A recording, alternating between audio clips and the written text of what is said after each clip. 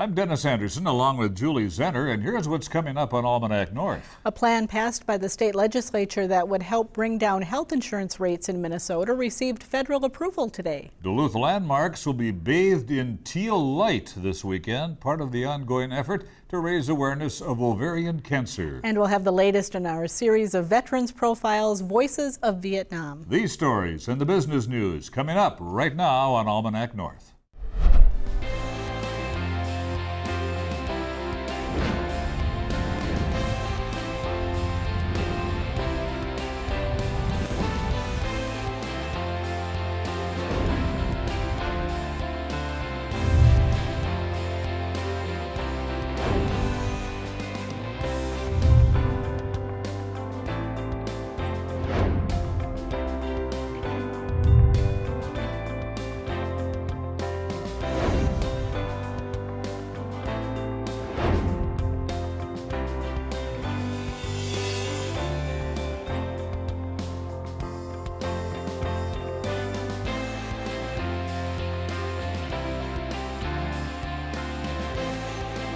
Hello again and welcome to Almanac North. Thank you very much for watching. And Julie, we are getting a late burst of summer heat this weekend. After some real rain bursts this morning. We've had crazy some weather thunderstorms. Today. Crazy, but it felt really nice this afternoon when everything kind of cleared off and the sun came out. Exactly. This is going to be a busy 30 minutes. Might as well get started. All right. Thank you, Denny.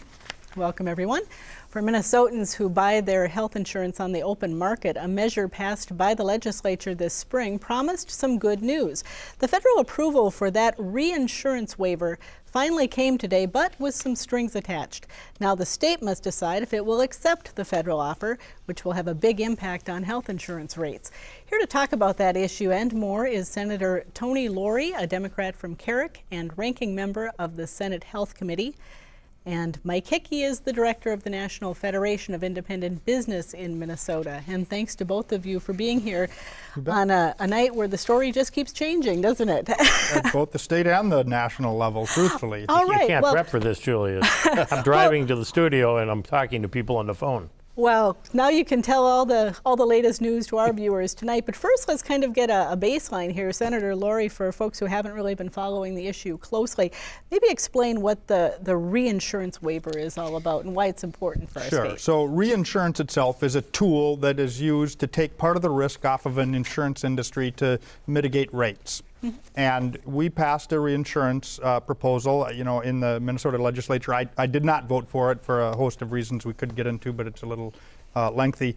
It's a valid tool, but one of the key components was if you're going to do reinsurance to bring down the rates, the very construct of the Affordable Care Act was also to subsidize rates on behalf of consumers. And so if we bring down rates using state funds, then we lose receipt of federal funds that otherwise flow to people eligible for tax credits and people who are recipients of Minnesota Care that the feds also have a major financial contribution toward. And so the waiver said, we're going to use some state funds to buy down insurance premiums, but you're going to hold us harmless, feds, and allow us to still collect that federal money that otherwise would be available on both the exchanges and on the Minnesota Care program. But that's not exactly the case with what the federal government came came back and offered today. So talk about that and how that differs from what you originally had in mind or what the legislature had in mind. So the conditional approval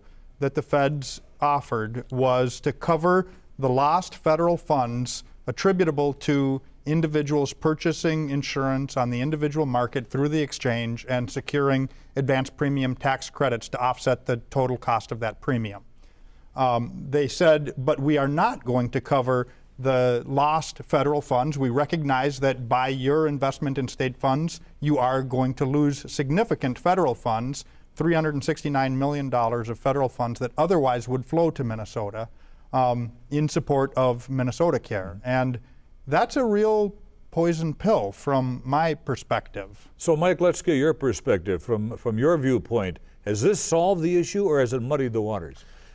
Big picture, Dennis, it has muddied the waters. What's happened here, I'm glad Mr. Former Chairman's here today because this is getting complicated, but big picture is Obamacare has caused tremendous damage to our individual market. and we need to do this reinsurance plan to try to keep insurance for people who have to go out and buy it on their own.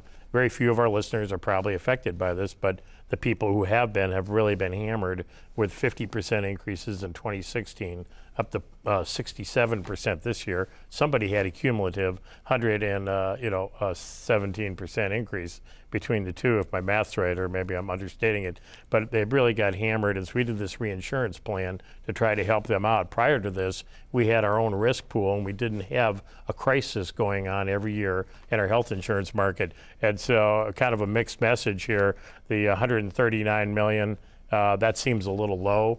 I saw a number in an article where the governor was talking about 209 just a few days ago. It's 139 of reimbursement from the federal to fund this reinsurance plan. So the good news is they did accept it. The bad news is that the funding might be less than what we wanted, and I think Senator Lourey's bringing up some legitimate concerns too.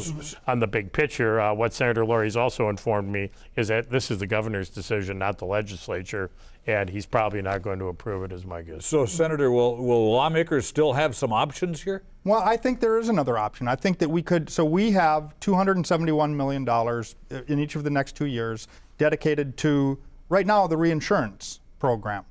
We could instead dedicate that same money toward a similar type of rebate and probably get more than the 20% premium reduction that reinsurance was negotiating. I mean, I think looking at the premium rebate program that is operating in 2017, I have no question that we could actually secure at least a 25% reduction again in 2018 for something less than that 271 that we have, the 271 million that we have dedicated to this reinsurance program.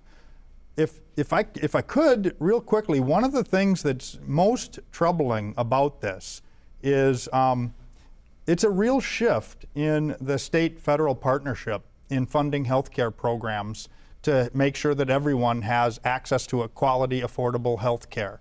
And this is the feds breaking explicit promises that they made to us, and you read that clearly in the governor's letter, and sending signals to the states that the feds are not going to be a reliable partner in funding health care. And truthfully, that's exactly the thing that you see in the Graham-Cassidy bill that's moving in the Senate.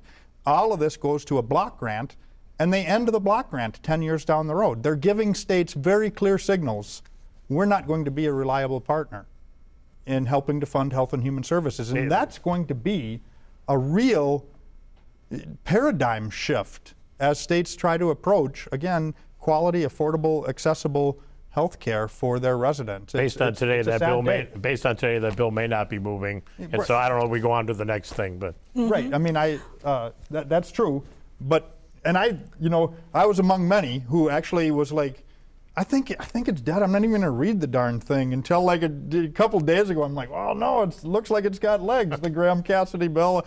I better read it, and I read it, and it's truthfully worse than all of the earlier iterations. But now, Mike, I think people on both sides of the aisle agree that if the Affordable Care Act is not repealed and replaced, it at least needs some serious fixes. What do you, as someone who represents businesses, what would you really like to see as healthcare reform moves forward and this conversation moves to the next stage? Well, there are so many problems with it, and you know what really irritates me, Julie, when you listen to the media, all the coverage and the hang-up appears with the Republican senators in Washington is on Medicaid, and that's all you hear about, and you're not hearing about all the negative insurance changes it made and why we had to do this reinsurance program. And another option is to go back to a risk pool. We had a very successful risk pool. We possibly could do it as a virtual risk pool. And so people might not even know they're in it. There's all kinds of things we need to do to negate the negative effects of Obamacare. Guaranteed issue does not work in the individual market without a reinsurance mechanism and or a risk pool like we had. So it's a shame that Obamacare put us in this situation. We're going backward, and now we're struggling to fix it. Second, in the small group market, some other factors, real big ones in the insurance world, the essential benefit set and community rating caused significant increases for a lot of small businesses. I would like to see states have the freedom to go back to what Minnesota had, which I thought worked very well. And so, you know, and that passed with strong bipartisan support. I'm not sure if your mother was making some votes on that way back in 1992. It shows you how long I've been around, but there was real strong bipartisan support when we passed Minnesota Care. And so, you know, a lot of this is going backward and trying to fix problems. People want to buy insurance that's flexible, and they want to buy insurance that's what they need and cheaper. And Obamacare has taken away a lot of choices and made it expensive. Do either one of you expect this to be fixed by the end of January? No. You don't? No, I mean, healthcare is an incredibly complicated marketplace, and this is sort of one of the major challenges of our generation. And I think we're up to the challenge, but it's going to be a lot of work, and it's going to be a lot of work for a very long time. We have in the U.S. a very expensive healthcare system. We spend about 18% of the gross domestic product of the United States of America is dedicated to healthcare.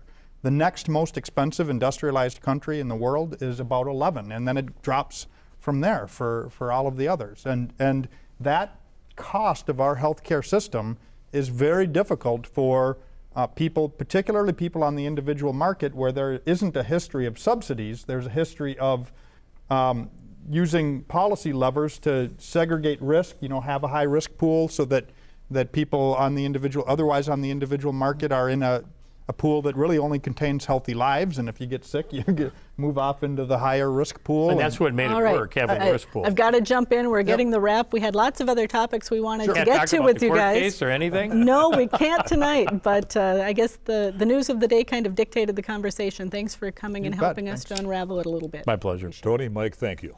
Thank you.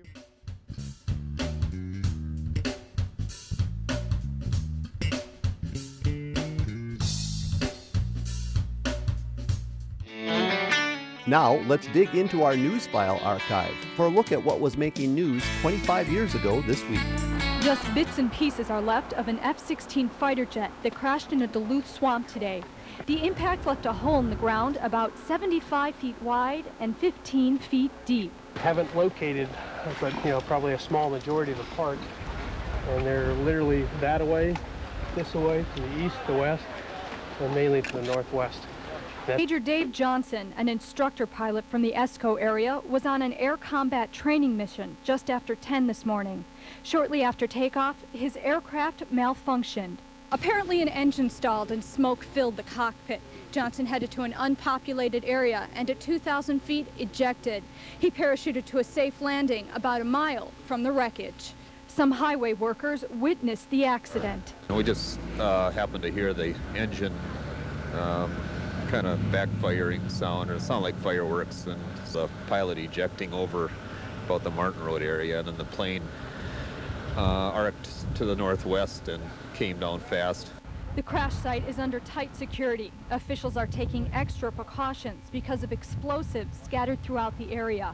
The aircraft was carrying nearly 7,000 pounds of jet fuel, flare devices, and 20-millimeter live ammunition. There were also classified materials on board that have not yet been recovered. None of the debris can be moved until the Air Force begins its investigation. And then it could be a month before it's determined why the aircraft went down. In Duluth, Laura Cowan, KDLH News.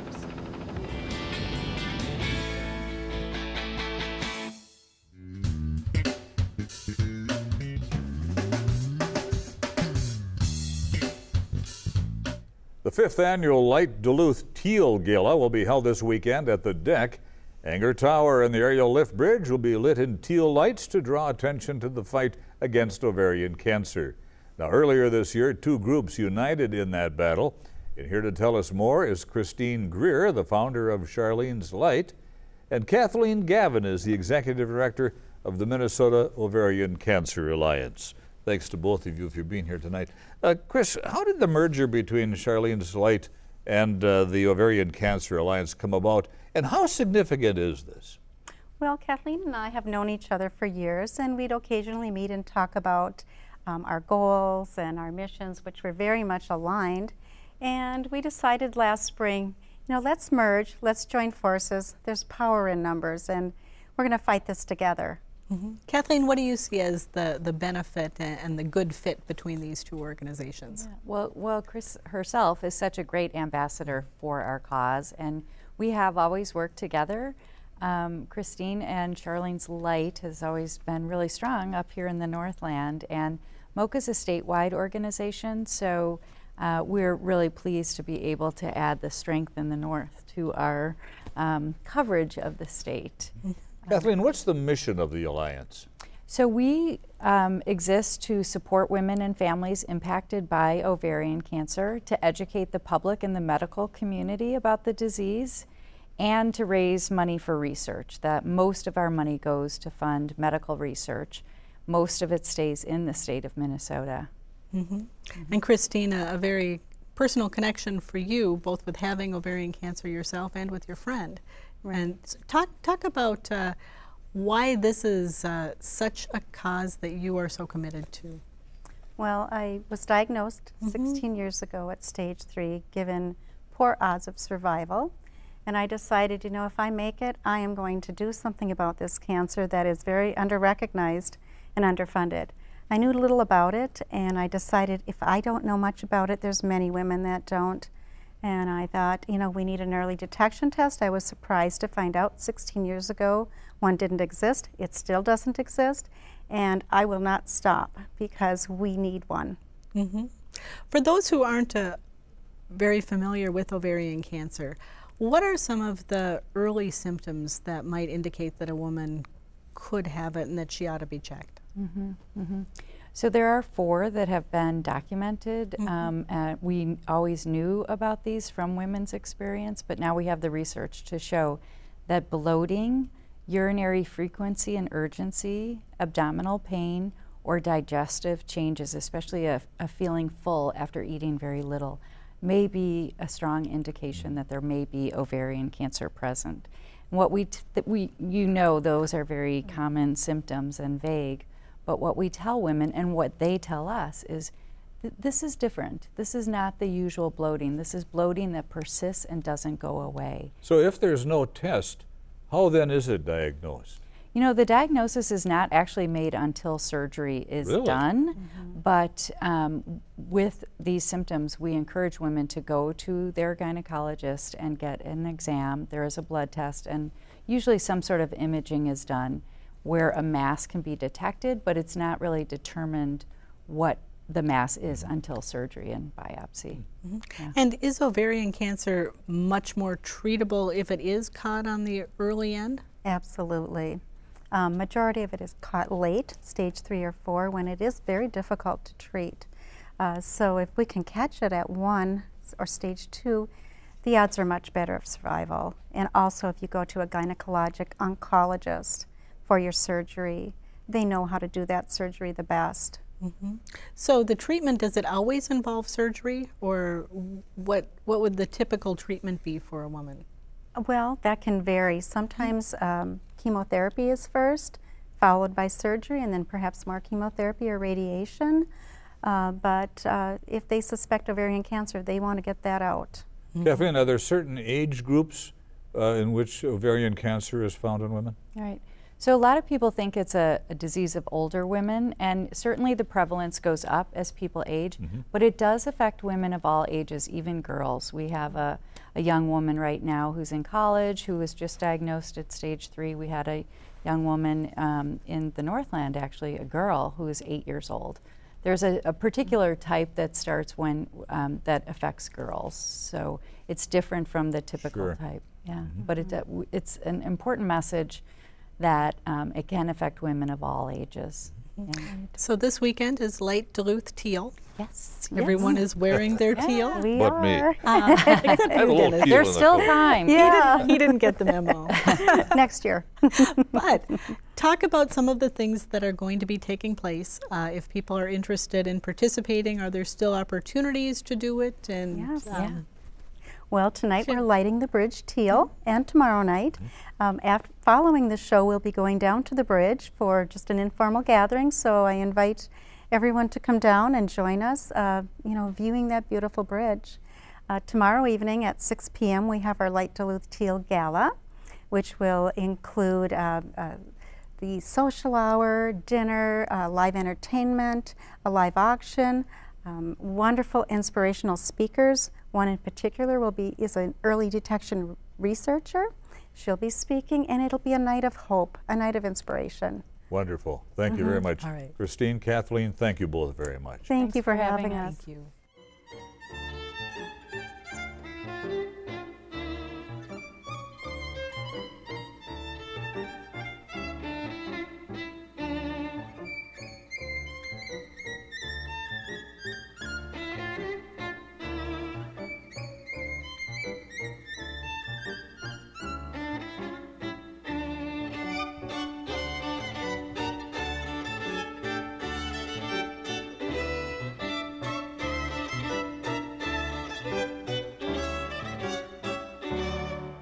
We are now halfway through Ken Burns' terrific documentary series on the Vietnam War. This summer, WDSE has invited local Vietnam vets to tell their stories in recorded interviews. This week, we continue our Voices of Vietnam feature on Almanac North with the story of a Minong, Wisconsin man who joined the U.S. Marines right out of high school.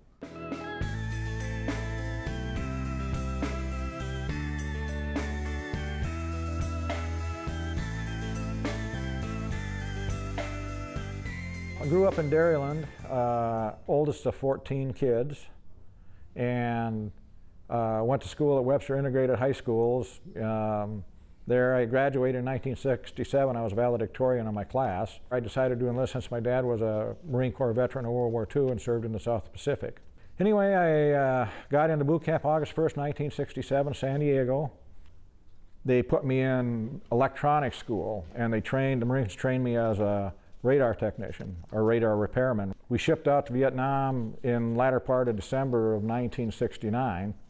Didn't know where I was going, and all I knew was I was going to be going to Da Nang via Hawaii and Okinawa. We stayed on Okinawa for 3 days, and then we went to Da Nang. When I got there, they gave me my orders, and I was assigned to 3rd Battalion, 7th Marines, which is infantry. And when I got there, I was a sergeant at the time, E5 sergeant, so when I got there to the 3rd Battalion, 7th Marines, I was assigned a headquarters and service, company, which maintains the radios, teletypes, communications, and all that stuff. I was stationed 35 clicks south of Da Nang at LZ Baldy. There's a refueling area for helicopters coming in. It was a fuel dump also. That's Landing Zone Baldy is what LZ stands for, of course. Right outside where our building was a bunker with all the radio communications in there. And I'd pull what they call, guard duty. I was a NCO in charge of guard duty a lot. I had to patrol a little village outside of LZ Baldy to look, search for unauthorized personnel. And in doing that, I met some pictures are in there of, I met the local mayor, and a couple of his daughters are in there, and a bunch of little kids, so we'd go through the village and patrol that. The one time I was fortunate I had the duty because in our communications officer, our first lieutenant's office, somebody put 2 grenades underneath a flak jacket on a little sofa that we had in there. And normally in the morning, I'd be in there, going over what was going on for the day, anything new that was coming up, if they knew if there was a pending attack or if we were going to get a bunch of radios in. And I was in the bunker, on guard duty, and all of a sudden we heard an explosion, went running out, and one of the other guys had picked up the flak jacket and, exploded, and one guy was killed. And you never knew who was the enemy or not because the Viet Cong didn't wear uniforms. We were a couple times attacked, sapper attacks coming in through the wire. Sappers were just, Viet Cong or whatever, they would try to get through the barbed wire and the perimeter fence like that to get in and, throw grenades. The one sapper attack we had, one of the men they found in the wire was the guy that had been coming in as a barber cutting our hair. But I had it easy, I think, compared to a lot of the guys that were over there. I was over there for a little over 7 months, and we were just moving to another base. The battalion was moving. And it just barely got there, and then I got word that the Red Cross contacted the Marines, and my dad and sister drowned back in just outside of Dairyland, between Dairyland and Minong. So they brought me back home, At the time, they were letting guys out early, so they figured I had enough time, and being the oldest of 14, and you know, that time I was 21 years old, so they let me out to help out at home a lot, so that's why I got out early. I came home on emergency leave, and it was to a rural area where a lot of the folks, you know, knew me. It wasn't like in a big city where there was a lot of protests or anything like that, so I didn't have too hard of a time compared to other guys.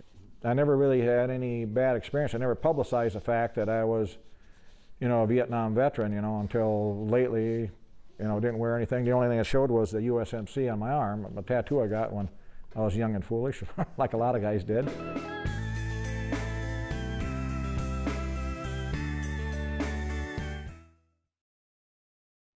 Coming up next at 8:30, you'll want to stay tuned for part 2 of our WDSC documentary, Remembering the Vietnam War. Tonight's program features local vets telling their personal stories about combat and coming home. It's time now for a look at the business headlines from Business North. The Grand Rapids Economic Development Authority has approved a preliminary agreement with a developer interested in constructing a hotel near the city's riverfront. Northfield-based Rebound Hospitality obtained an exclusive 6-month right to the property where a 70 to 85 room hotel is planned. The site was determined to be a good fit for the development of a Fairfield Inn and Suites. The company is developing 2 similar Fairfield Inn projects elsewhere. Also in Grand Rapids, the owners of Sammy's Pizza are planning a $1.7 million expansion project which would double its size and provide more parking spaces. The Great Lakes Commission and regional officials endorsed an expensive plan to upgrade the Soo locks on Monday. The lock system allows cargo vessels to transit between Lake Superior and the lower Great Lakes. The pole lock currently handles 85% of cargo ships through the system. If the lock is blocked or needs repairs, there is no backup. An extended closure could trigger a recession, according to Representative Rick Nolan. The project could cost $1 billion and is vital for national security and the national economy, according to Nolan. A new hotel has opened on Miller Hill in Duluth. The Hampton Inn, adjacent to Texas Roadhouse, has 91 rooms and offers a swimming pool, hot tub, gymnasium, outdoor patio, and fire pit. Officials say the hotel caters to business travelers on weekdays and leisure visitors on weekends. Hampton, which also has a new hotel in Superior, is a unit of Hilton Hotels. For more on these and other stories, visit businessnorth.com. So call now if you have a comment. Dial 218-788-2849 to leave a message. You can also send an email to Almanac North at WDSC.org. And of course, visit the WDSC website for the latest program and schedule information and to keep up with events and happenings here at the station. And Julie, if the rain holds off, a lot of people should enjoy the warm weather this weekend. Yeah, they should. Lots going on, but the weather changes very quickly. It does around here, doesn't it? All right, for Julie and the crew, I'm Dennis Anderson. Have a great weekend. Good night, everybody, and be kind.